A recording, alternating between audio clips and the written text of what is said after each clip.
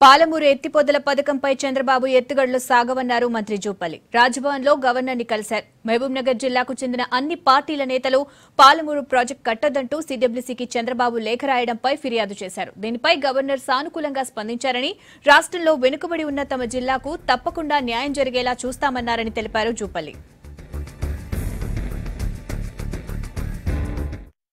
పాలమూరు రంగారెడ్డి ఎత్తిపోతల పథకం ద్వారా 10 లక్షల ఎకరాలకు సాగునీరు అందించే ఈ ప్రాజెక్టును ఆంధ్రప్రదేశ్ రాష్ట్ర ముఖ్యమంత్రి చంద్రబాబు నాయుడు గారు ఈ ప్రాజెక్టును కట్టొద్దనేటువంటి దురుద్దేశంతో కేంద్ర ప్రభుత్వానికి, కేంద్ర జలవనరుల సంఘానికి, కృష్ణా వాటర్ ట్రిబ్యునల్కు లెటర్స్ రాసి ఈ ప్రాజెక్టును ఆపేటువంటి ప్రయత్నం చేస్తాము.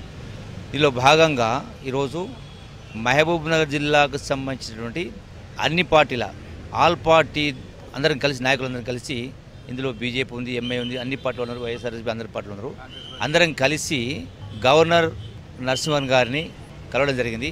మరి వారు సానుకూలంగా స్పందించి మహబూబ్నగర్ జిల్లాకు న్యాయంగా వెనుకబడ్డ జిల్లా, అన్యాయం జరిగినటువంటి జిల్లా అని చెప్పని వారి మాట్లాడుతూ ఒప్పుకుంటూ వారిని ఈ యొక్క ఆంధ్రప్రదేశ్ రాష్ట్ర అధినేతపై అట్లాగే కేంద్ర ప్రభుత్వాన్ని కూడా వారు జోక్యం చేసుకొని ఈ జిల్లాకు న్యాయం చేయమని కోరడం జరిగింది. వారు కూడా సానుకూలంగా మాట్లాడడం జరిగింది.